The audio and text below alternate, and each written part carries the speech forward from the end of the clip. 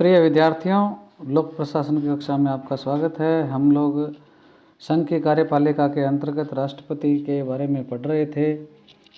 राष्ट्रपति के बारे में हम लोगों ने अब तक क्या है, उनके जो पद का क्या प्रावधान है, उनकी क्या योग्यताएं हैं, उनका निर्वाचन किस प्रकार होता है, उनकी पदावधि कितनी है और उन पर क्या महाभियोग किस प्रकार से लगाया जाता है, इस बारे में पढ़ा था। आज हम क्या है, राष्ट्रपति की जो शक्तियां या कार्य जो हैं उनके बारे में अध्ययन करेंगे। संविधान के द्वारा क्या है, राष्ट्रपति को क्या है व्यापक शक्तियां प्रदान की गई है और जो राष्ट्रपति की जो शक्तियां हैं उनको क्या है हम दो भागों में विभाजित कर सकते हैं। एक तो क्या है शांतिकालीन शक्तियां और दूसरी क्या है आपातकालीन शक्तियां। शांतिकालीन जो शक्तियां हैं उसके तहत क्या है कार्यपालिका शक्तियां, विधायी शक्तियां, न्यायिक शक्तियां, सैनिक शक्तियां, कूटनीतिक शक्तियां, ये जो 5 प्रकार की शक्तियां हैं इनके बारे में हम पढ़ेंगे। और आपातकालीन जो शक्ति है वो एक अलग शक्ति है, उसका एक अलग अध्ययन होगा। तो सबसे पहले हम क्या शांतिकालीन शक्तियों में क्या है कार्यपालिका शक्तियों के बारे में देखते हैं।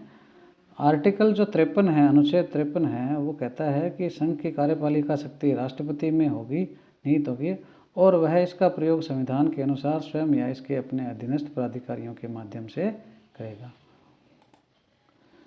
अनुच्छेद 74 इसके बाद में ये कहता है कि राष्ट्रपति अपनी कार्यपालिका शक्ति के प्रयोग में सलाह देने के लिए एक मंत्रिपरिषद का गठन करता है, जिसका प्रमुख क्या है प्रधानमंत्री होता है।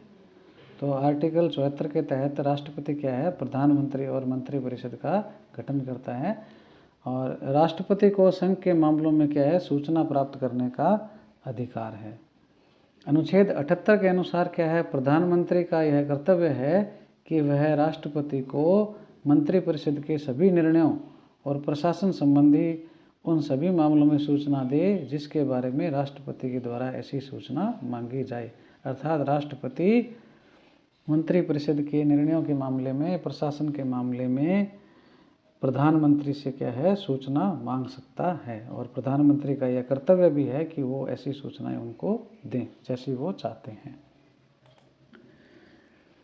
इसके अलावा राष्ट्रपति जो है वो प्रधानमंत्री, संघ के मंत्रियों की नियुक्ति के संबंधी अधिकार हैं ये, राज्य के राज्यपाल, उच्चतम न्यायालय, उच्च न्यायालयों के न्यायाधीशों, भारत के महान्यायवादी, भारत के नियंत्रक और महालेखा परीक्षक, संघ लोक सेवाएं के अध्यक्ष तथा सदस्य, मुख्य निर्वाचन आयुक्त तथा अन्य निर्वाचन आयुक्त, राष्ट्रीय अल्पसंख्यक आयोग के अध्यक्ष व सदस्यों, राष्ट्रीय महिला आयोग के अध्यक्ष व सदस्य, राष्ट्रीय मानवाधिकार आयोग के अध्यक्ष व सदस्य, अनुसूचित जाति जनजाति आयोग के अध्यक्ष व सदस्य, पिछड़ा वर्ग आयोग जो है उसके अध्यक्ष व सदस्य, संघ राज्य क्षेत्रों के राज्यपाल या प्रशासक, मुख्यमंत्री तथा वित्त आयोग तथा राजभाषा आयोग आदि के भी के है जो मेंबर्स हैं उनकी क्या है नियुक्ति करता है।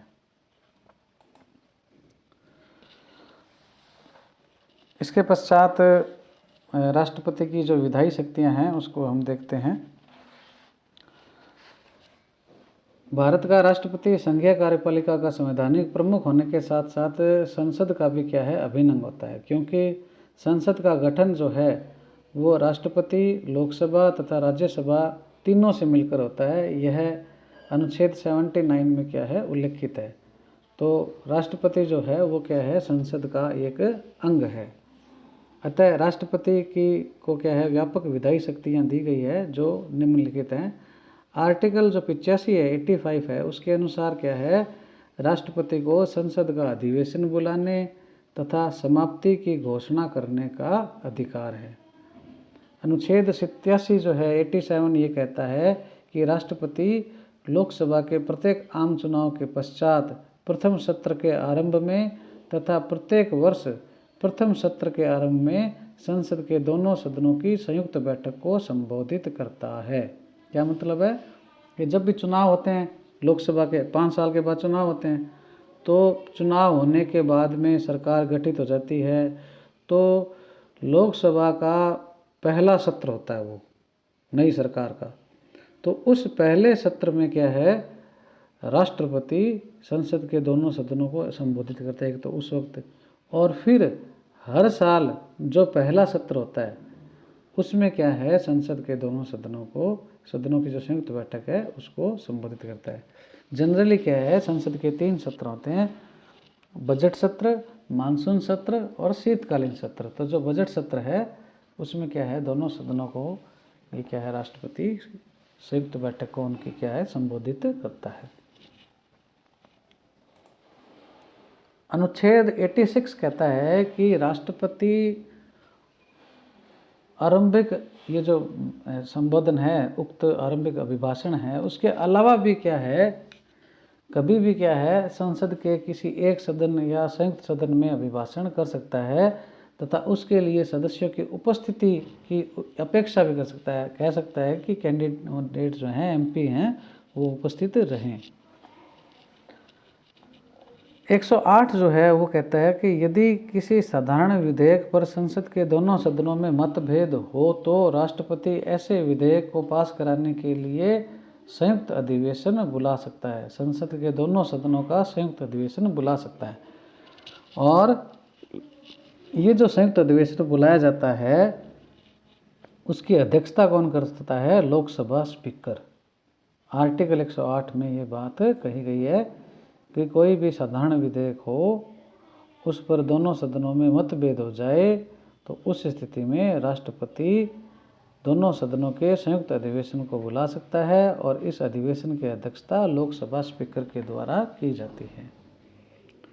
अनुच्छेद 331 कहता है कि राष्ट्रपति लोकसभा में आंग्ल भारतीय समुदाय के 2 प्रतिनिधियों को क्या है, मनोनीत कर सकता है। अनुच्छेद 80 के अनुसार राज्यसभा में साहित्य, विज्ञान, कला और समाज सेवा के क्षेत्र में विशेष ज्ञान या अनुभव रखने वाले व्यक्तियों को प्रतिनिधित्व देने के लिए राष्ट्रपति के द्वारा 12 सदस्य क्या हैं, मनोनीत किए जाते हैं। अब आपने कभी देखा होगा ये फिल्म स्टार या क्रिकेटर वगैरह जो खिलाड़ी हैं या कोई लेखक साहित्यकार हैं, ये क्या है, राज्यसभा के मेंबर होते हैं। तो वो क्या है, साहित्य, विज्ञान, कला, समाज सेवा के क्षेत्र से आए होते हैं, विशेष ज्ञान अनुभव होता है, तो उनको क्या है, राष्ट्रपति मनोनीत करता है। तो ये कितने हो सकते हैं, 12 हो सकते हैं।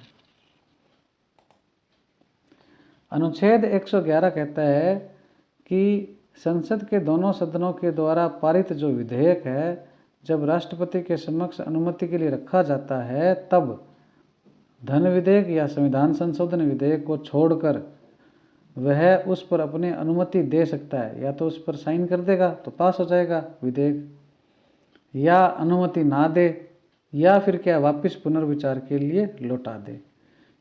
किंतु यदि संसद के द्वारा विधेयक संशोधन सहित या रहित पुनः पारित कर दिया जाए और राष्ट्रपति के पास अनुमति के लिए भेजा जाए, तब क्या है, राष्ट्रपति उस पर क्या है, अनुमति देने के लिए बाध्य होता है। यानी कहने का भाव ये है कि राष्ट्रपति एक बार ही उसको क्या है, अटका सकता है। दोबारा यदि पास करके भेज दिया तो उस स्थिति में क्या है, उनको क्या है, साइन करने ही होते हैं। तो कुल मिलाकर भारत का जो राष्ट्रपति है उसके पास 3 प्रकार की विटो शक्ति हैं, अत्यंतिक यानी एब्सोल्यूट, निलंबनकारी और जेबी विटो। आर्टिकल जो 123 है उसके अनुसार क्या है, राष्ट्रपति को क्या है, अध्यादेश जारी करने की शक्ति प्रदान की गई है। राष्ट्रपति के द्वारा अध्यादेश उस स्थिति में जारी किया जाता है, ऑर्डिनेंस कहते हैं इसको अंग्रेजी में, जबकि संसद के दोनों सदन सत्र में न हो तथा राष्ट्रपति को यह विश्वास हो जाए कि ऐसी परिस्थितियां उत्पन्न हो गई है कि अविलंब कार्रवाई आवश्यक है। यहाँ राष्ट्रपति के विश्वास से तात्पर्य केंद्रीय मंत्रिमंडल के विश्वास से है। अतः राष्ट्रपति की अध्यादेश जारी करने की शक्ति क्या है, स्वविवेकी नहीं है, अपनी मर्जी से वो क्या ऑर्डिनेंस पास नहीं कर सकता। राष्ट्रपति द्वारा जारी जो अध्यादेश है उसका वही प्रभाव और बल होता है जो संसद के अधिनियम का होता है। ऐसा अध्यादेश संसद के जब दोबारा वो बैठक होती है, उसके होने के 6 सप्ताह के भीतर ही क्या है, उसको क्या है, वापस क्या है, पास करवाना होता है उसको, अध्यादेश को संसद के द्वारा। अगर नहीं कराया जाता है तो वो फिर क्या है, लागू नहीं माना जाता है। यदि संसद के दोनों सदन द्वारा इसे पारित नहीं कर दिया जाता है तो राष्ट्रपति उसे अगर पास हो गया तो लागू रहेगा, यदि पास नहीं हो पाया तो ख़त्म हो जाएगा। और इसके अलावा यह भी कहा गया है कि राष्ट्रपति किसी भी समय क्या है, अध्यादेश को वापस ले सकता है। संसद के दोनों सदनों के द्वारा पारित अध्यादेश राष्ट्रपति की अनुमति के बाद क्या है, फिर अधिनियम बन जाता है। तो कुल मिलाकर कहने की बात यह है कि देश में ऐसी स्थिति आ जाए कि उस मतलब जो काम है कोई, उस पर कोई कानून नहीं है और उस पर काम करना ज़रूरी है। काम करने के लिए कानून बनाना पड़ता है। अब कानून बनाने के लिए क्या है, संसद के दोनों सदनों से पास करा कर क्या है, फिर राष्ट्रपति के साइन कराते हैं तो फिर वो क्या एक्ट बन पाता है, अधिनियम बन पाता है। इतना टाइम होता नहीं। तो उस स्थिति में क्या है, मंत्रिमंडल अपनी लिखित अनुशंसा से क्या है, राष्ट्रपति को ये कहते हैं कि आप क्या है, इस विषय पर क्या है, अध्यादेश जारी करें। तो वो जो अध्यादेश क्या है, अनुच्छेद 123 के तहत क्या राष्ट्रपति जारी कर देता है। और जब भी संसद का अधिवेशन होता है, बैठक होती है, सत्र चलता है, तो उसको क्या है, जो अध्यादेश था 6 सप्ताह के अंदर अंदर क्या है, उसको क्या है, पास करवाना होता है। यदि पास हो जाए तो फिर क्या राष्ट्रपति के साइन हो जाते हैं और वो एक्ट बन जाता है, और यदि पास नहीं हुआ तो वो ख़त्म हो जाता है। और ऐसा भी है कि राष्ट्रपति या मतलब केंद्रीय मंत्रिमंडल की अनुशंसा पर क्या है, राष्ट्रपति क्या है, उस अध्यादेश को क्या है, वापस भी ले सकता है। तो ये क्या है, राष्ट्रपति की अध्यादेश जारी करने की शक्तियों का उल्लेख है। ये भी इम्पोर्टेंट है परीक्षा के लिए। तो इस प्रकार से हम लोगों ने क्या है, राष्ट्रपति जो है उसकी जो कार्यकारी और जो विधायी शक्तियां हैं, कार्यपालिका और विधायी शक्तियां हैं, उसके बारे में पढ़ा।